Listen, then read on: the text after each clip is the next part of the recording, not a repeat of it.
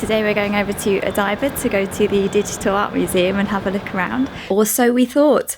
We didn't actually make it to the Digital Art Museum that day, but I will take you around Odaiba and show you some interesting things along the way, including its most popular resident, the giant Gundam, classic cars in a shopping mall themed like ancient Rome, and a new type of Fanta grape.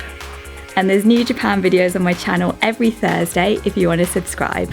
We're just walking from where we're staying in Shimbashi to Shiodome to get the train. And this is a sort of underground walkway that connects Shimbashi station with Shiodome station. And I remember when I first came here, I just couldn't believe how long it is and how you can walk around so much of the city underground. There's a few shops down here as well. This one isn't actually that long compared to others we've seen since though. No. But it seems amazing that you can get from one part of the city to another just from an underground walk. First stop is the bakery to pick up breakfast. Now at first I didn't go to bakeries in Japan because when I'm there I try and stick to Japanese food to make the most of local authentic cooking. That's apart from Mossburger of course. But Japanese bakeries are amazing. Almost everything I've had has been delicious. The bread is so soft and fluffy, and they have some really unusual options, like this croquette bun with tartar sauce and spicy bolognese salsa bread. It was really hard to decide what to get. Phil's got a sausage roll, a curry pan, a curry bread, and I've gone for the walnut maple. Before getting on the train to Odaiba, we're just making a brief stop in Shiodome. I've got something to show you. There's the Shinkansen going past and Tokyo Tower. Now, if you happen to be passing through Shiodome and you like Studio Ghibli, this clock was designed by Studio Ghibli. I don't think a lot of people know about it because you wouldn't come over here just to see it. But if you happen to be passing through here, it's a nice thing to come and visit.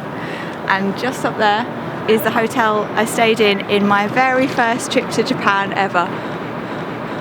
Oh, it's coming. We're taking the Yurikamome line over to Odaiba. It's kind of a modern train line that runs on elevated rails, and if you get a seat at the front or the back you get a really good view.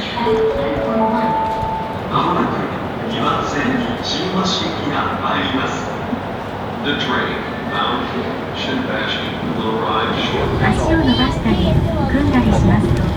Sadly, the front seats were full of children. They'd taken all the best spots, but you still get a good view from the side. It only takes about 10 or 15 minutes to get to Odaiba. Odaiba feels more spacious than the rest of Tokyo, and there's some really futuristic architecture. If you come across to Odaiba on the train, you'll be coming over the Rainbow Bridge. It's called that because it has rainbow lights on it at night. The cool thing about it is when you go on, you go in a circle before you go over, and you get a really good view both of Odaiba and all the interesting buildings on there. And Tokyo is good during the daytime and at night. You can also walk across it. You'll be walking next to the flow of cars, so it's a bit busy, but you get some really good pictures. There's a Statue of Liberty here on Odaiba. It's just a mini one, and it was put here to commemorate Japan's ties with France. And they put it here in front of Tokyo Bay to force the perspective and make it look bigger. I really like the seaside park area. There's a great view of the city, and it's just a really nice place to sit and take a break and have your breakfast from the bakery. Here's Phil's curry bread. Is it as good as the one you had in Nakano? Not quite. Like this has got, the reason it's curry bread is because it's bread with normally beef curry on the inside, but it can be other types of curry. And it's not got loads in it. The one I had in Nakano was kind of ram-packed and really big chunky bits of beef. But this is still nice, it's got a good flavour. And I've got a maple walnut bread. You can take boat trips around the bay and up the river to Asakusa. My favourite is this one, the Himiko. Now, I'm not into boats in the slightest, but I do like this one. It was designed by an anime artist, and if you ask me, anime artists should be put in charge of designing more things. It looks amazing. There's a video about it on my channel. I've got a new Fanta Golden Grape. Never tried this one before.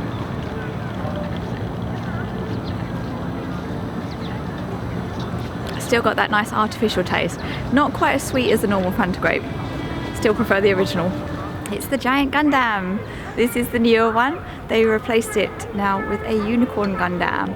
And if you want to see him, he's just outside Diver City Tokyo Plaza. He's actually massive. Look at the scale compared to all the people. In some ways, the Gundam doesn't look so big with this skyscraper towering over him, but he's actually life-size. That's almost 20 meters tall. Several times a day you can see him transform between unicorn mode and destroyer mode. Unicorn Gundam! Ikimasu!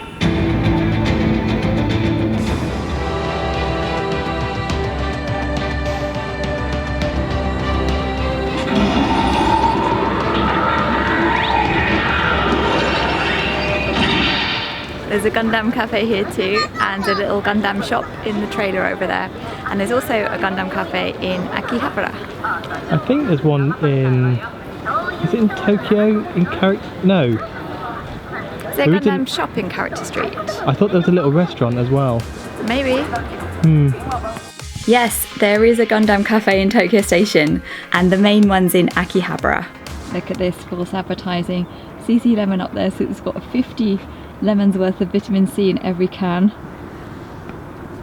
35. It was shortchanged on lemons. I actually wanted to get the, what was it? The golden grape. Yeah, what you had, because that was really nice. I really liked it. I much preferred it over the standard one. I prefer the normal one. It's sweeter.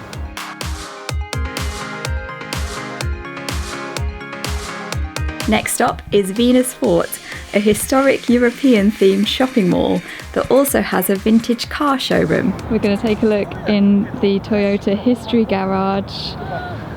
Phil wants to see if they've got a Celica. Yeah, I used to have a Celica that I loved, but we had to get rid of it. And now I regret that. I think it might be more historic than that. Probably.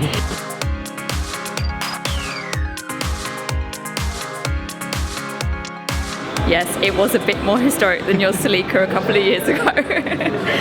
2 years ago. Yeah, they were just a collection of older cars. There's some nice ones in there, if that's your thing. Yeah, that Cadillac was cool. And it's free to get into, so but it's worth popping in if you're nearby. If you like cars. Yeah. We're in Venus Fort. There's a few shopping malls on Odaiba, but this one is interesting because it's sort of Roman, Italian, historic European themed, and it's like it's outside. The ceiling changes between day and night, and they have statues and fountains and things. It's actually just like being in the mall at Caesar's Palace in Vegas. There's quite a mixture of shops. We've got a Studio Ghibli shop here, and next door to it is Kiddieland. That's got a lot of character merch and fun stuff.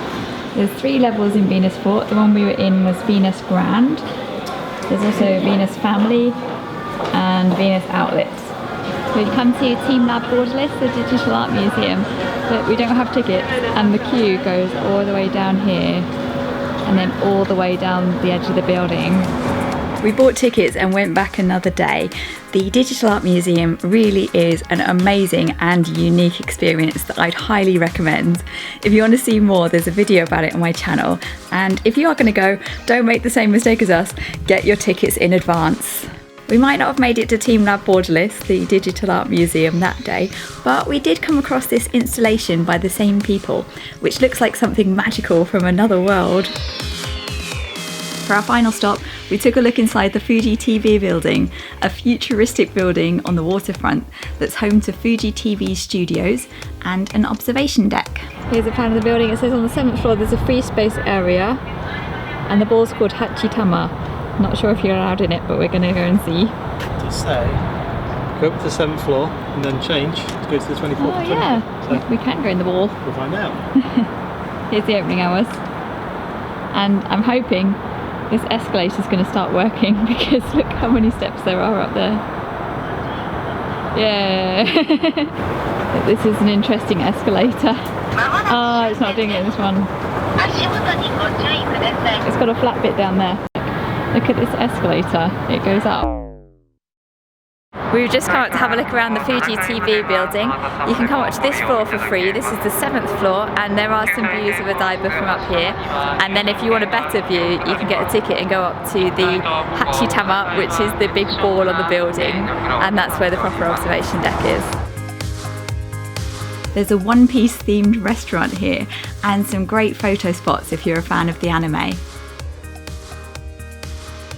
Look, there's a stamp rally. These are quite popular at Japanese tourist attractions, and when they have a stamp rally they have stamps in different locations for you to collect, and sometimes you get a little prize.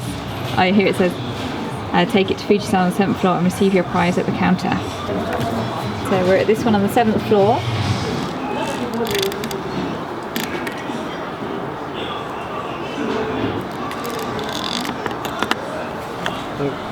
quite pale. Yeah, it needs a bit more ink, I think. So that was our morning in Odaiba. I really like this area. I love the seaside park and how it feels kind of spacious and futuristic. There's actually loads more to do here. Maybe I'll make a separate video to show you. Tell me if that's something you'd be interested in. Remember to have a look at my designs on cakeswithfaces.co.uk. Everything you order supports my channel and helps me make new things. I'll be back next week with more videos about Japan. I'll see you on Thursday.